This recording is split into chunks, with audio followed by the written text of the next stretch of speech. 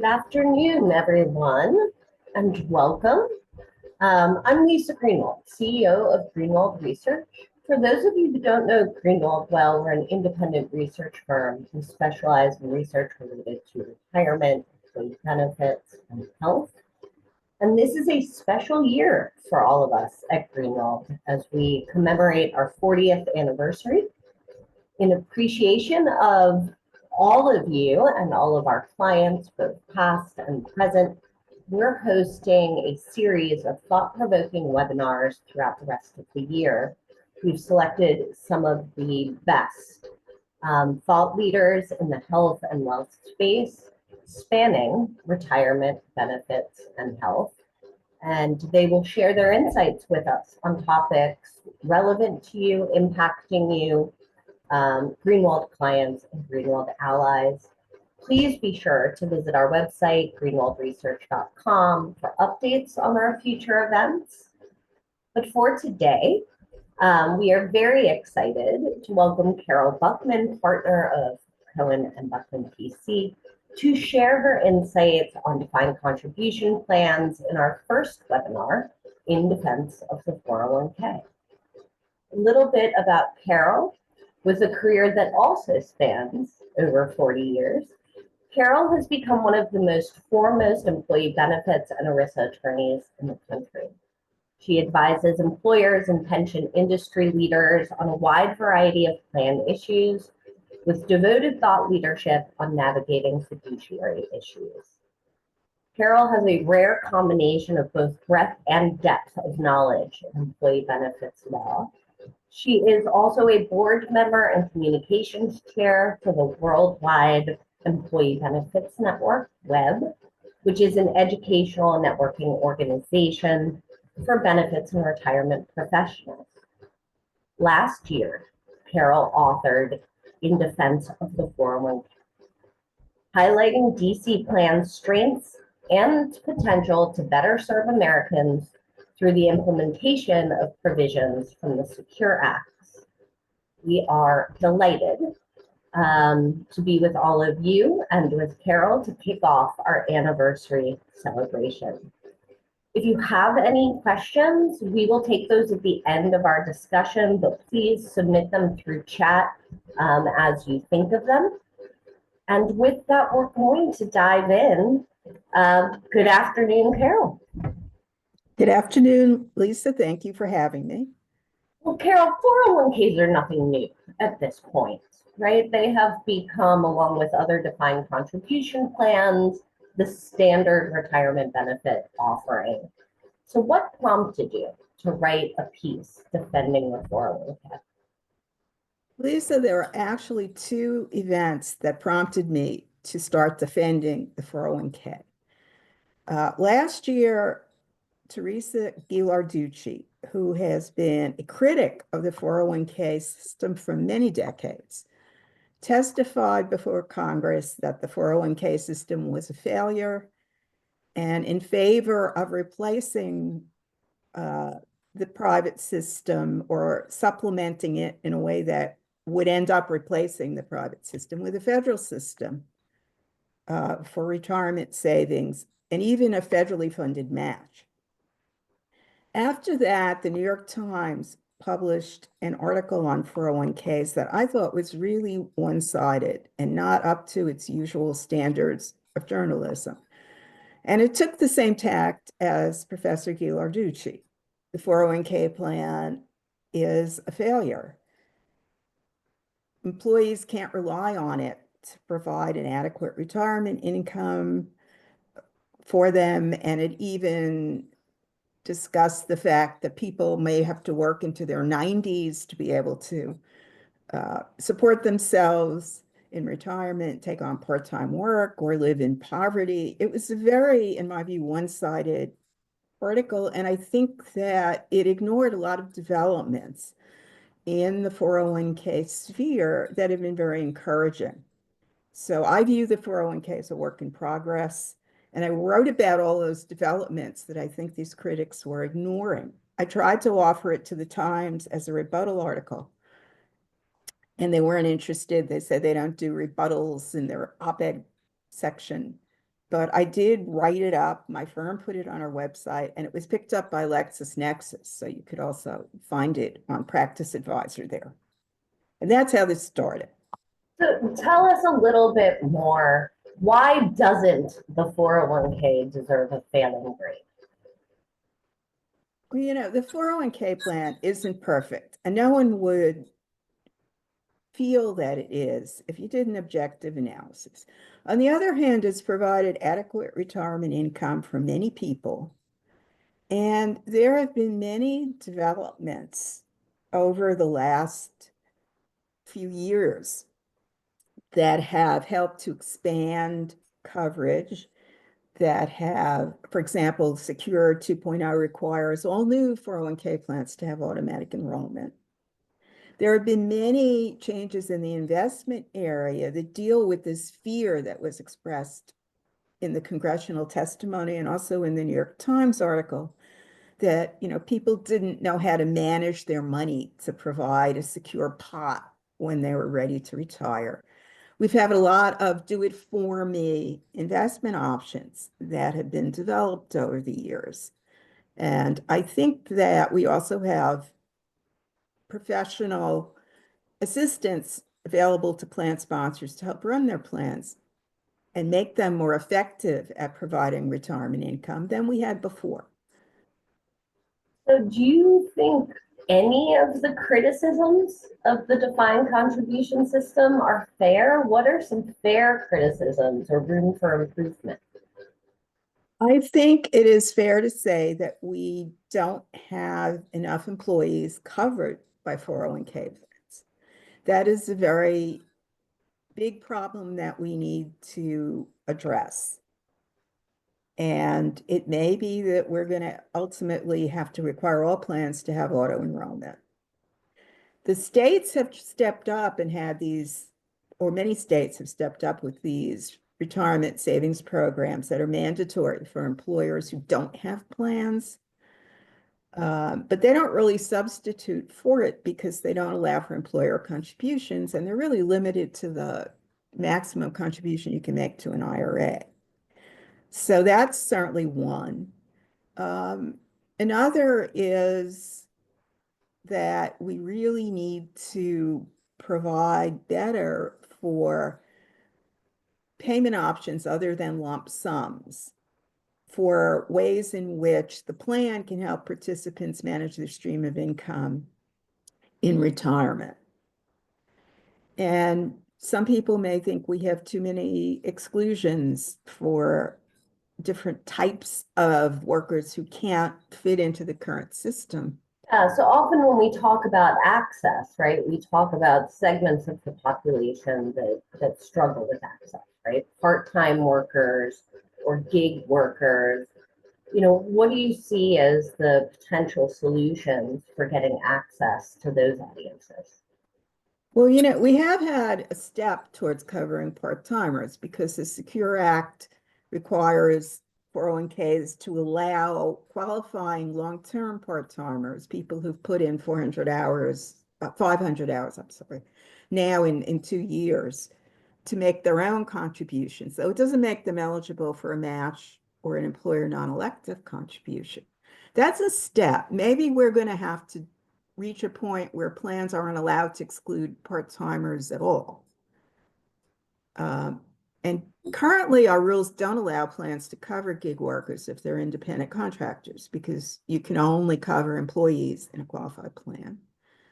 They are eligible to set up their own plans, but I don't think many of them know how to do it, or, you know, how to go about it, or the tax benefits it could provide for them. So we need more maybe outreach toward the gig workers. Some state programs allow them to participate, but as I said, the benefit of those programs is much less than a qualified 401k plan.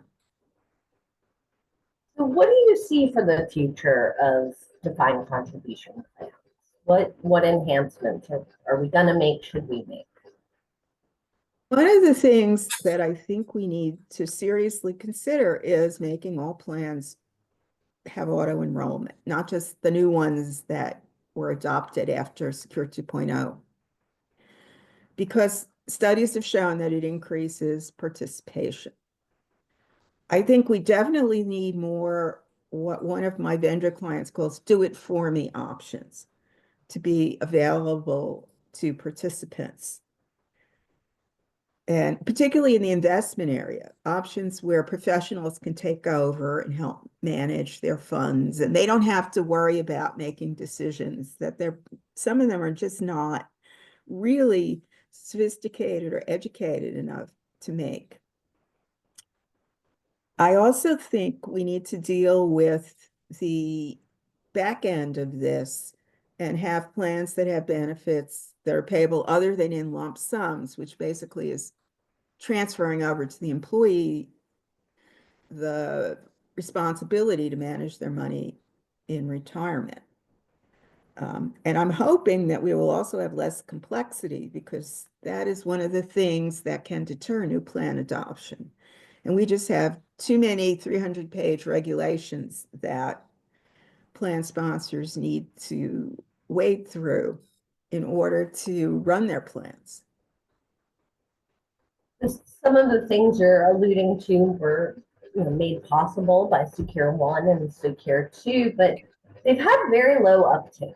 And in fact, some have met with quite some resistance. So why do you think that is? Why are sponsors reluctant to make these enhancements? I think that there are some very valuable changes in the Secure Acts, but people are really overloaded with change right now. We've had all of these statutory changes. People are going to, unless the rules change, restate their plans in 2026. But it's also overload for the vendors who are running these plans. And most plans are pre-approved plans nowadays with outside vendors. And everyone's been concentrating on the mandatory changes. And I think that plan sponsors and vendors haven't always focused on the other options, the new emergency savings accounts, matching student loan payments, which was a big change to have a statutory way to do that and be compliant. But I think that there's just really overload, and a lot of the vendors haven't actually put in their plans options that are optional under the Secure Acts. For example, you can, under the Secure Act, elect to take your employer match as a Roth on a Roth basis now. I have been trying to find a vendor who's actually set up to allow plans to do that. And so far, I have not been successful. So it's partly a vendor issue. They understandably have to prioritize the mandatory changes. When Secure 2.0 passed, I remember asking many of Greenwald's clients as vendors, do you think Secure 2.0 was a help or a hindrance to retirement income, guaranteed lifetime income, or annuities in plan? And many said no. But if I'm hearing you, it's all the mandatory provisions from Secure 2.0 that might be getting in the way of implementing income. Would you agree with that? I think that's part of it. It's also, we need to have annuity options in 401k plans, one way or another. We need to focus on the back end and making sure people have a managed income stream. And employers have always been afraid of that. They're always afraid that if the insurer that they pick becomes insolvent, that somehow they will be held to have been in fiduciary breach and secondarily liable for those benefits. Now, we actually have a safe harbor that was intended to help fiduciaries. That was in Secure 1.0. And if they go through the steps that are in the safe harbor, they really don't need to worry about this secondary liability, because they're presumed to have fulfilled their fiduciary responsibility. But not many employers know about it. And there's still a fear out there. And I think it's partially reinforced by people who have been writing and do write. If you look at, like LinkedIn posts and articles in newsletters. No 401k plan should have an annuity. No one can understand them. They have high fees. There's a lot of that talk if you look at the journals and now on LinkedIn, and I think that's also been a deterrent. And I don't think that kind of talk really adequately serves plans and their participants, because we need these options. We need to find a way to put them in the plans. And maybe a way is to fold them into target date funds, as some people have started to do, so that a portion of your account as you reach retirement age can be allocated to annuities. Some of the research we've done with sponsors, when we talk to sponsors through our research, we hear still a lot of concern about implementing income solutions. And they tend to focus on cost, choice, and complexity. And I'm wondering, and just generally the fiduciary burden and or litigation risk they might face. What are your thoughts? How would you answer sponsors concerned about those elements? I think it's a valid concern that these instruments are complex and they need to evaluate the fees. My response would be, I understand if you don't feel that you have the expertise to do this, but there are experts out there that you can hire who do know how to evaluate annuities and who can help you select the right one. Also, and the target date fund is a good example because they don't have to be involved in the selection process necessarily. If it's a target date fund, the person who runs the target date fund can do the vetting for them. So I think they need to think about outsourcing and dealing with the complexity in a responsible way. Getting that advice, doing that outsourcing adds cost to solutions some think are already too costly. How do you think sponsors should view and evaluate cost on these solutions? Are you talking about the annuities or generally? Either, but I think it's a particularly strong concern when it comes to the annuities. Yes, and I think that, well, costs in general, as you said, are an issue. But I think, again, that you really need to, well, first of all, there's a big misconception about costs and what the Department of Labor and the litigation position is on this. And I try to deal with it in my practice. There is a misperception that you have to hire the lowest paid service provider, that you have to pick the option with the lowest fees. And that isn't always right, because ERISA has always allowed you, in fact, instructed you to look at the services, the complexity, the value of the services that you're getting, and to take that into account in determining whether costs are reasonable. And I think that carries over to the annuity situation. In fact, I can conceive of a fiduciary breach if you hire the lowest paid provider and you should know that they don't have the capacity to service your plan properly. I want to reiterate that, shout it really loud for the people in the back, right? So if I'm hearing you correctly, the goal of a planned fiduciary is not lowest cost possible. It's a value estimation. Is that correct? Yes, I can't tell you how many times I get that question or somebody makes that statement to me.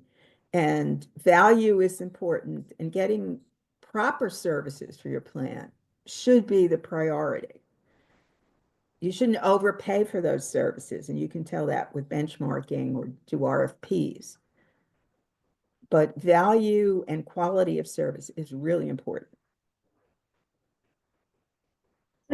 Thinking about those income options still a little bit more, from where you sit, what do you think defined contribution asset managers and or record keepers can do to help? One of the things that disappoints me when I deal with clients who are setting up plans or who are restating them, and they're looking at the options, is that they tell me that the onboarding people at the major record keepers really don't encourage them to consider annuity options. I know they don't want to be making recommendations necessarily, but so many plans just have lump sums. And the record keepers really don't point out, well, you don't have to have only lump sums. There are these options that you can select. And studies that I see indicate that participants actually do want lifetime income options. But it's a big problem that they're not being given information about these. And everyone thinks that a 401k is basically designed to produce lump sums, and that doesn't need to be true. I think a lot of the big push for retirement income solutions that I've seen and heard about is happening at the large and jumbo end of the plan spectrum. What are your thoughts about the smaller employer, the smaller plan? Is there a role for MEPs and PEPs? They do tend to be overwhelmed with running their small businesses. How could we expect them to do this? Could you say more about solutions in your mind for down market, for smaller plans? Yeah, let me start with MEPs and PEPs, because I think the PEP, which was a Secure Act innovation, is a very important step in getting better management and relieving a lot of the smaller employers of responsibilities they're not really well equipped to handle in many cases. Under the PEP, unrelated employers can invest in a plan and become participants in a plan that is run by professionals. And the plan is run by a pooled plan provider who has to be a named fiduciary under ERISA. There will be a bundle of service providers available to you who are professionals who have been pre-selected for you. And it doesn't relieve small employers completely of fiduciary responsibility. They need to prudently select the PEP and evaluate it. And if it becomes imprudent, they need to basically take action and maybe move to a different one. But it relieves them of much of their responsibility. And I think PEPs did not take off immediately. And partly that's because we don't have all of the guidance that we were hoping to get. They are starting to really increase in popularity now, and hopefully that will continue. I think it's part of a trend that small employers can take advantage of, which is outsourcing fiduciary responsibility. There are people who will be fiduciary administrators of your plan. There are people who will select the investment options for you. There are even professionals you can hire to do an RFP to find the best outsourced fiduciaries to run with your plan. And it's a question. I know cost is always an issue for smaller employers, but it's a question of being penny wise and pound foolish if you really don't have the expertise to run your plan properly, because ERISA basically mandates that you should hire professionals if you can't perform the responsibilities yourself. I want to go back to maybe a bit of an off topic, but related to retirement income, right? All this talk, at least on the high end of the market, about retirement income solutions. Do you think we're going to see some larger plans start thinking about defined benefit plans again, or cash balance in particular? Will this spur some sort of resurgence? That's a great question, Lisa. There was a lot of publicity when IBM reactivated its defined benefit plan, and people were wondering about that. My own view is that we're not really going to see any kind of revival of defined benefit plans unless we change the law. There are a lot of reasons that people froze their plans or shut them down, and they haven't gone away. They have stringent funding requirements under the code and ERISA. They need to have PBGC insurance. Unless they're in financial distress, they need to fully fund their plan in order to terminate it. The plans that I do see coming in are cash balance plans, but they're not really at the large employer level. Also, in another conversation, you and I spoke a little bit more about the complexity of setting up a plan, participating in a plan, and then certainly the complexity of these retirement income solutions. And then we talked about participant education. And, from where I sit, I hear a good number of people in our industry who say participant education doesn't work, hasn't worked, and therefore we should use defaults and automatic features to help participants do what they may not do on their own. And I'm curious your thoughts on the right mix of participant education and the use of defaults and automatic. I am in favor of defaults as long as people can elect out of them if they have different decisions that they want to make. We want to make this as easy as possible for the people who have the least financial background. Educational programs, in my experience, vary from good ones to ones that just go through the motions and don't really provide meaningful information to people. But one of the issues there is Department of Labor guidance, because if you don't want to be a fiduciary when you run these education sessions, you can't give personal advice to people. So you have to give very general advice, which is useful if it's done well as well, but it's not as useful as advice that takes the particular situation of the participant into account. They may have outside assets that are substantial. They may have a different risk tolerance than the target date fund would assume for their age. And one of the interesting things that we are doing at the New York City Bar is we're preparing a report that will be going in, we hope, to Congress and administration people. And one of the things we want to suggest, because we think this is an issue with education, is that employers get a tax credit for providing good participant education. And that may incentivize, if people pay attention to it and it gets anywhere, incentivize employers to provide more and better education to people. But is that education, or does that also include advice? Are we going to see any loosening on the education versus advice rules that might allow all of us to help participants better?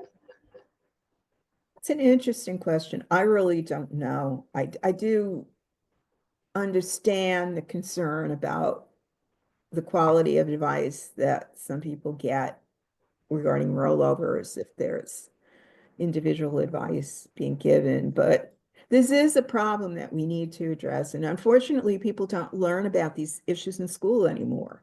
When I was in school, you had to learn things like budgeting and planning, but people don't learn that in school anymore, I hear. So we're starting really behind the 8 ball in terms of education. Right. I've got one more question for you, and then we're going to open it up. But I am curious, in your view, what should be sponsors' top fiduciary concerns or focuses right now? Oh, that's a tough question, Lisa. I think their top fiduciary concern should be running their plan well, because that will help them not only fulfill their responsibilities, but will help protect them against litigation, or at least put them in a good position to prevail in litigation if they are sued. But there's so much litigation, and that's also a concern to people who want to put in plans. They worry they're going to make themselves a target no matter what they do. But I think that, I'm tempted to say fees and services, and maybe that's the best answer that isn't so general. But, people need to have a well-run plan that is not expensive in relation to the services that are provided, and it needs to have features that are designed to encourage participants to end up with a good experience and enough income to finance their retirement. So focus on the outcome. Right. Do you think enough sponsors focus on the outcome? Not yet. I'm hoping that more and more of them will. We need to do, everyone in the benefits field really needs to do more of an outreach on that topic, I think.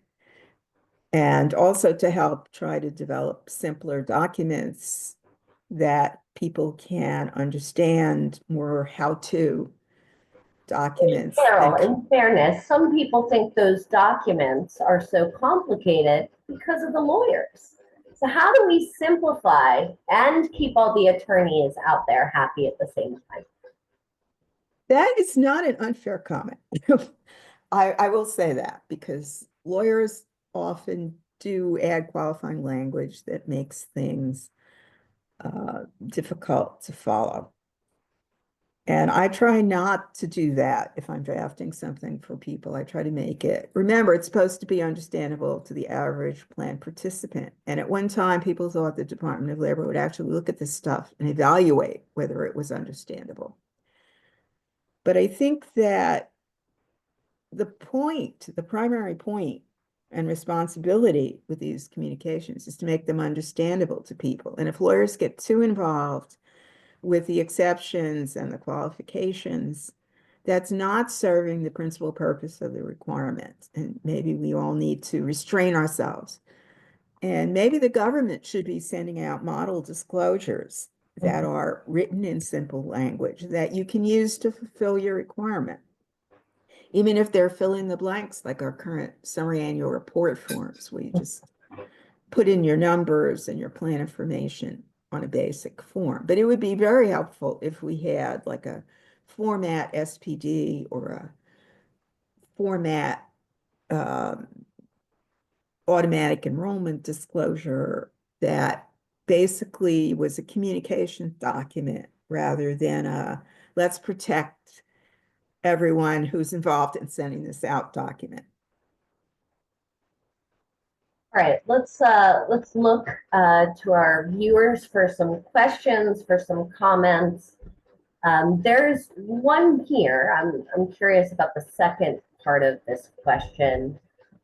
Carol, do you think in the future participants will take regular retiree distributions from their 401k instead of rolling the assets to an IRA? I think it will be beneficial to participants if they will take their distributions and manage them through the 401k. They can, let's say we're talking about annuities. They can get an annuity through an IRA, but it's going to be more expensive than an annuity that they could get through the 401k plan. And it's also, going to be complicated, hard for them to understand. And it's done for them if they get their annuity through the 401k plan.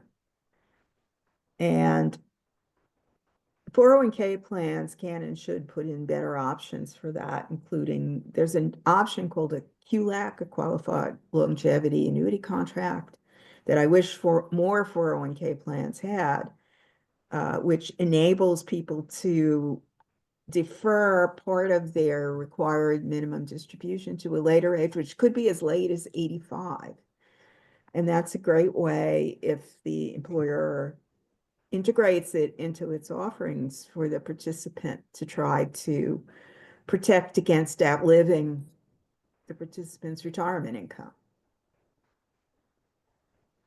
Right. How about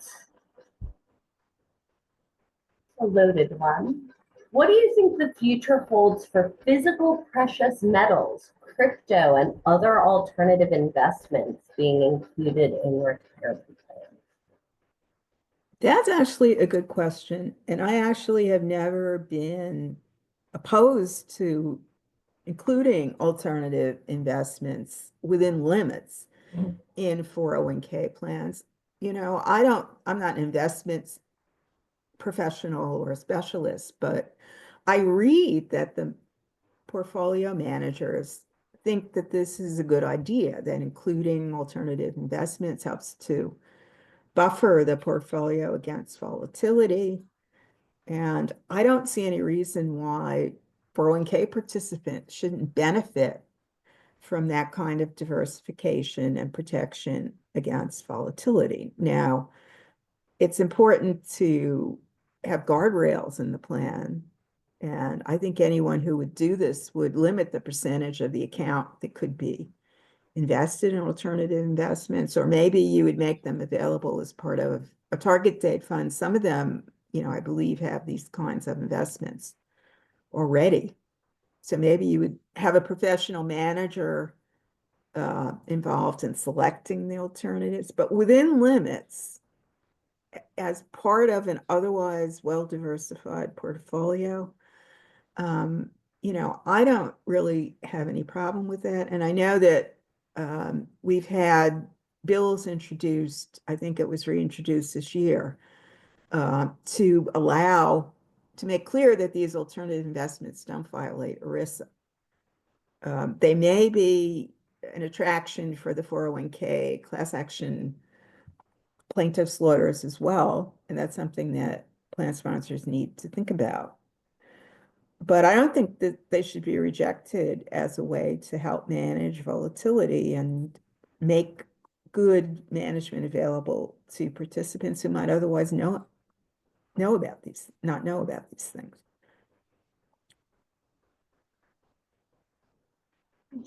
There's another question here about small business, which I appreciate.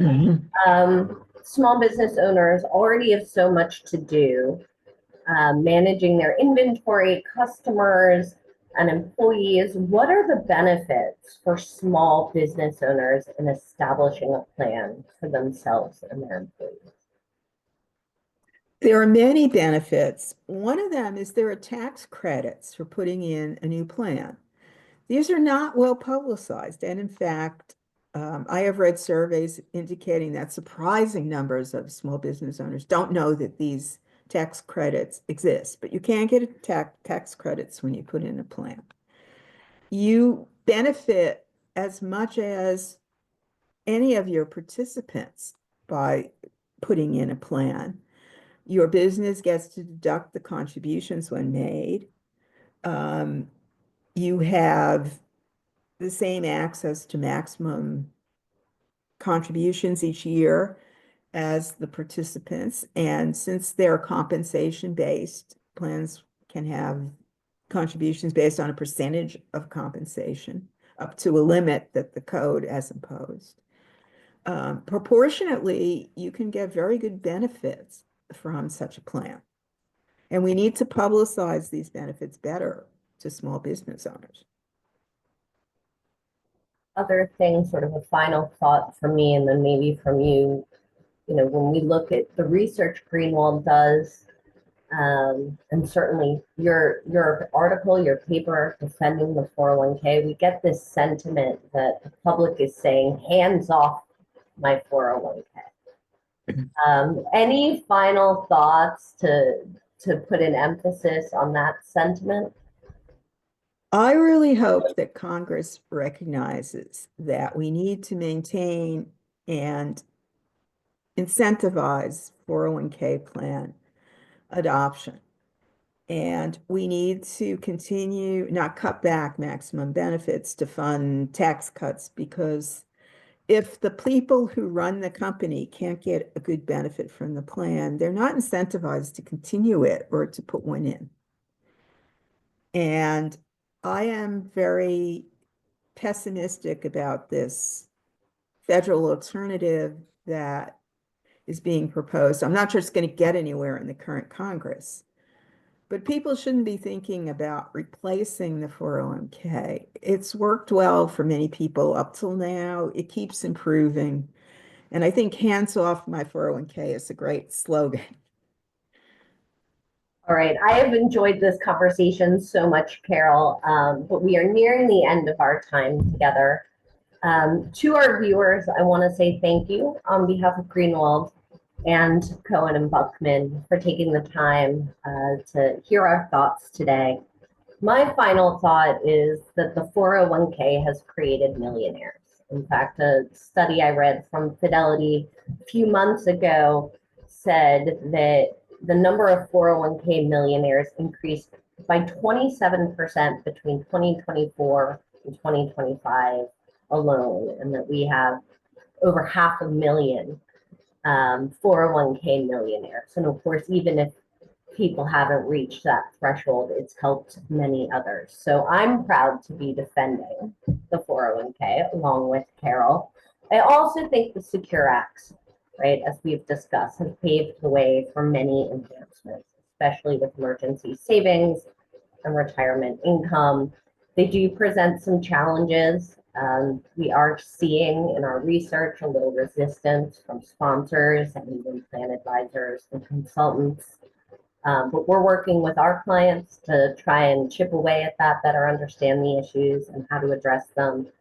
Over Greenwald's 40 years, we have been at the forefront of research during the transition from DB to DC, during the rise of automatic enrollment and QDIAs, and we're going to keep at it as we see, hopefully, these Secure Act provisions implemented. Again, thank you, Carol, and thank you all for joining us for this first anniversary webinar. This recording, as well as updates on our upcoming webinars, as well as our in-person event in November, can be found on our website at greenwaldresearch.com. I want to thank you all for your interest and your time, and we hope you have a great day.